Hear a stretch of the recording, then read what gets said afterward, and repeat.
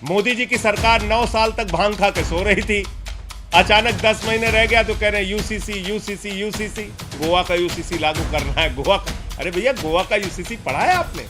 अगर ऐसा कानून पास करोगे पार्लियामेंट के अंदर तो तुम्हारी पत्नियां बेलन लेके दौड़ा लेंगी भाजपाइयों। ऐसे चक्कर में मत पड़ो, दूसरी शादी के नाम पे लड्डू फूट रहा है तुम्हारे मन में। सभी वर्गों सभी समुदायों से आप बातचीत करिए। आपकी मंशा ही नहीं है यूसीसी लाने की। मोदी जी की सरकार 9 साल तक भांग खा के सो रही थी।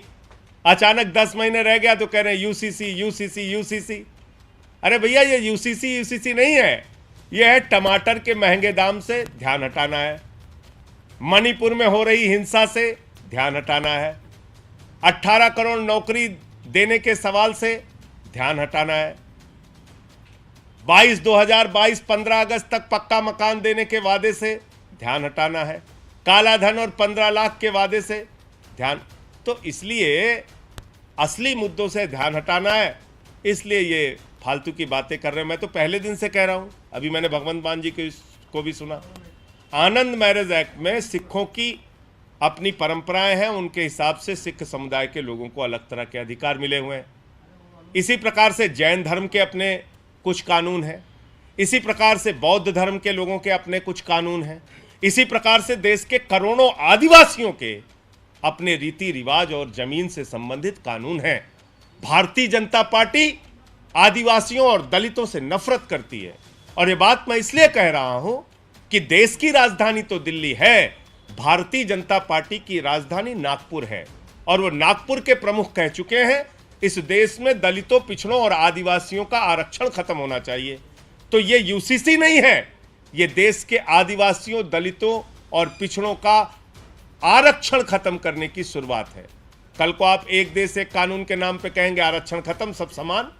अरे भाई, जो लोग इस देश के अंदर सामाजिक आर्थिक रूप से पिछड़े हैं उनको आरक्षण की व्यवस्था है इस देश में।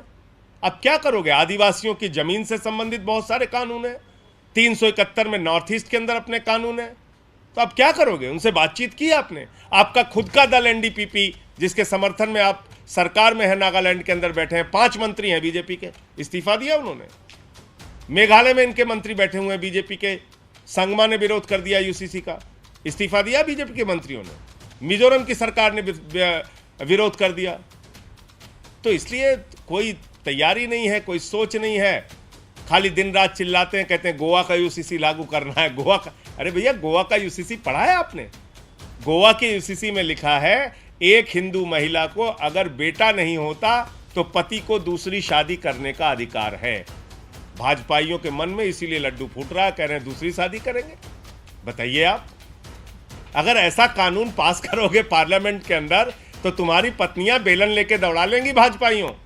ऐसे चक्कर में मत पड़ो, दूसरी शादी के नाम पे लड्डू फूट रहा है तुम्हारे मन में, कह रहे हो गोवा की तरह हम भी दूसरी शादी करेंगे। वाह भाई वाह, गजब का खेल है। और हिंदू अनडिवाइडेड फैमिली का एक्ट है। मैं इस देश के करोड़ों हिंदू भाइयों को भी बताना चाहता हूं, उस एक्ट में क्या लिखा हुआ है। हिंदू अनडिवाइडेड फैमिली के एक्ट में इनकम टैक्स के अंदर राहत मिलती है सिर्फ हिंदू परिवारों को, सिख और ईसाई और मुस्लिम परिवारों को नहीं मिलती है। तो हमारे जो वो अधिकार हैं हिंदुओं के, उसका क्या करोगे? तो बस कुछ नहीं, एक सुर्रा छोड़ दिया, बस चलो ठीक है। तो इसलिए ये सब चालबाजियां मोदी जी की पूरा देश समझ रहा है।